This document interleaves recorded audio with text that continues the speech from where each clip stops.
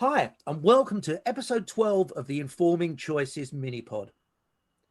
Digital media is everywhere and is playing an increasingly significant role in retail experiences, travel, browsing and buying, gaming, communication, how we distribute and consume information. The COVID-19 pandemic has highlighted the advantages that this family of technologies can offer when human contact is limited. The question is, how will digital media evolve in the future? And to consider this question, I'm delighted to welcome marketing consultant, writer and futurist, Michael Mascioni to the podcast. Michael, welcome to the podcast. Tell us a little bit about you and your professional focus. Yes, so most of my background has been in digital media. I do marketing research, writing, trend analysis, and conference production work in that area. Not too long ago, I co-wrote a book on the use of immersive technologies, including VR, AR, and other immersive technologies in amusement parks, movie theaters, and other leisure facilities. I also was co-chairman of a conference called The Future of Immersive Leisure, which was pretty much on the same topic. So, and in addition, I wrote a chapter on the future of immersive media and amusement parks for a book that will be published in March by Fast Future Publishing called 50/50 Scenarios for the Next 50 Years. Brilliant, thank you. So maybe we'll come back to that theme parks idea because that sounds really interesting. But first of all, just to kick off, how do you think different traditional media formats like print, audio, video come together in an increasingly digital age? Well, first of all, obviously, there have been a lot more adaptations and cross-platform approaches to media and, books being, spun off into, video programs, interactive programs, video games, etc. And obviously, there's an increasing trend to expand that and also into location-based entertainment such as amusement parks and video arcades, etc. So that's going to increasingly happen. And there's going to be an increasing development of sort of episodic forms of, books that are translated into a video and digital realm.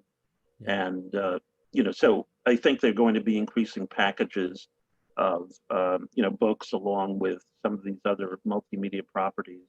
And they'll be, combined together in different packages. There'll be different versions of them, 1.0, 2.0, et cetera. So, I kind of see that happening as sort of an expanded media package. Part of me also says that this kind of combination of different platforms and different formats is about increasing experience. Did you see that as well?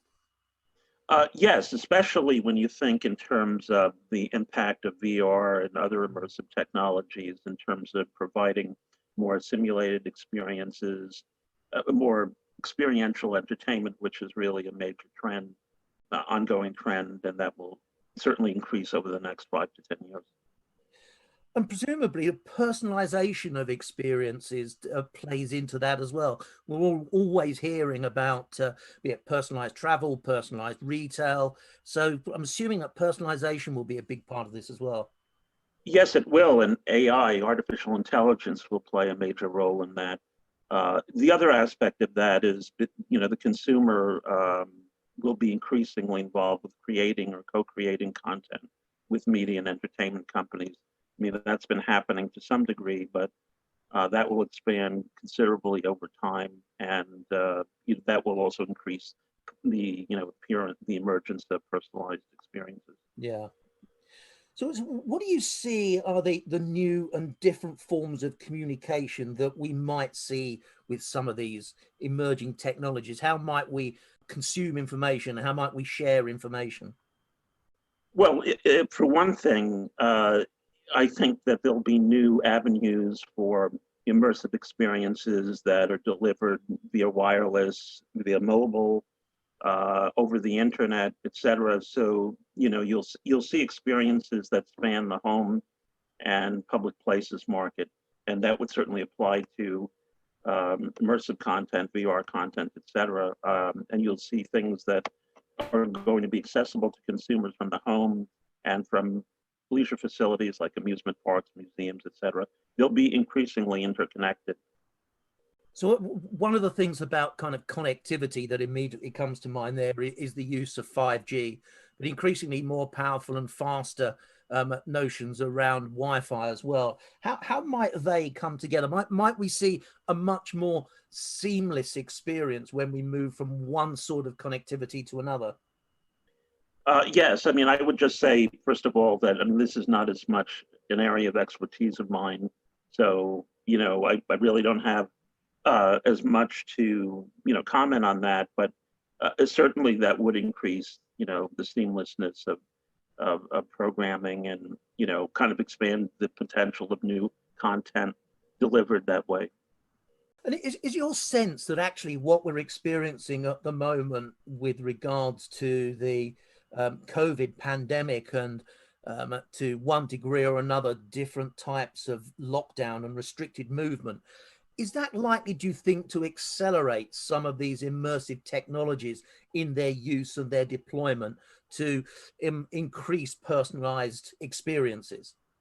It definitely will, and it's already happening. I don't think that this trend will end after the pandemic ends. I think it's not only just that the consumer is using these technologies in the home and will increasingly do so, but also companies will use this increasingly for purposes like training and education and that sort of thing. So that trend will remain even after the pandemic ends. And I was really curious when you spoke about theme parks, and I'd seen some of what you've written in this area. So just describe for us what kind of experiences and how the technology may evolve to give us a different type of theme park experience.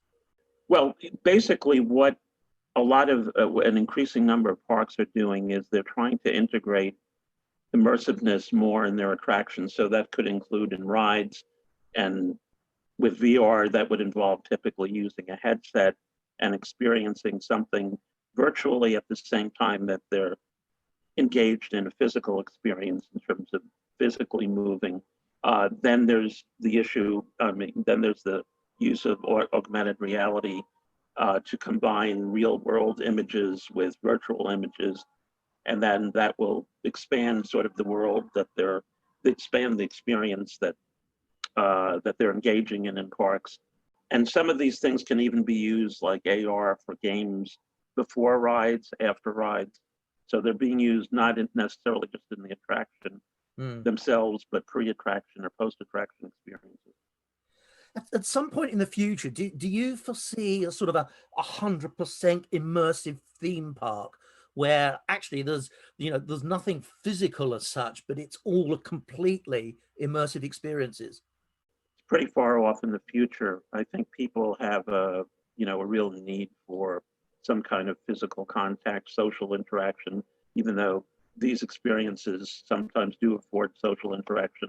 Many of them don't, but that will increasingly happen. So I see a lot of potential, let's just say in the next 3 to 5 years, for mixed reality experiences that combine physical and virtual elements, and including things like immersive theater. So that can be live and virtual. I see a lot more of those things emerging in parks, and I think they have a lot of potential. What's your sense of how a broader sense of communication, for example, consuming news, and the whole kind of trust and fake news debate, how might that be enabled in this kind of immersive world?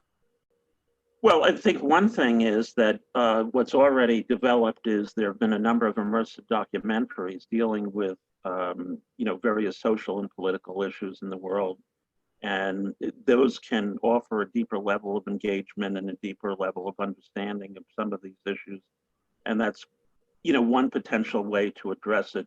I guess another potential way is to use AI to filter and screen, news items. But the other thing is simply providing a variety of viewpoints so that people, can assess for themselves which ones they consider most valid. Yeah. You've spoken about a number of different types of technology. So how might some of these different and complementary technologies come together to enhance an increasingly personalized and targeted experience?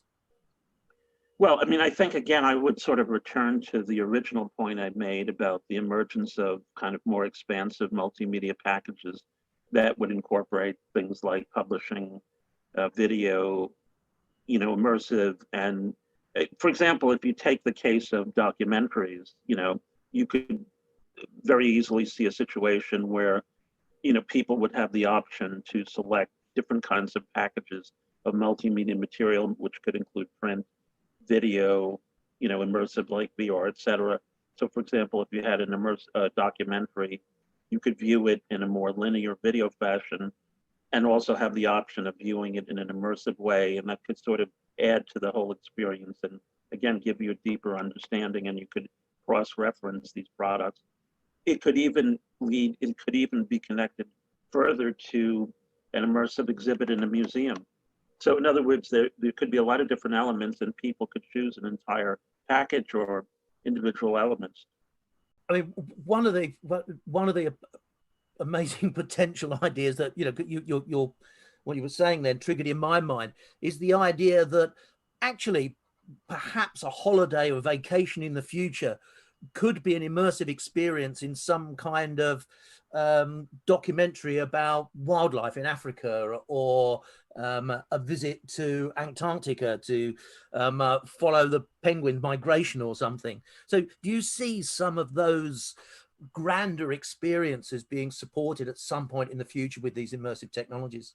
Yes, absolutely. And actually, one trend I didn't mention that has a bearing on this is the emergence of diverse hybrid content that can combine different forms, genres, whether it's, documentaries and travel, or, comedy with, documentaries or whatever. I mean, those things are going to emerge, and many of them will involve the integration of immersive elements. For example, if you take, immersive, or if you take art, there are a number of new venues that combine immersive art with entertainment elements, whether they're special effects or other kinds of things, or games and art.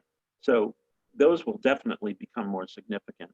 And they already are having somewhat of an impact, but they'll become very common in the future. The other thing that strikes me is that we quite often hear notions of democratizing access to technology. And one of the things that also strikes me about immersive technologies is that it actually gives society the ability to provide access to a range of experiences that most of us already have, but people with certain disabilities don't have. So does the opportunity of these technologies represent a really great chance for us to broaden access to experiences to a whole number of people that have never had those opportunities before?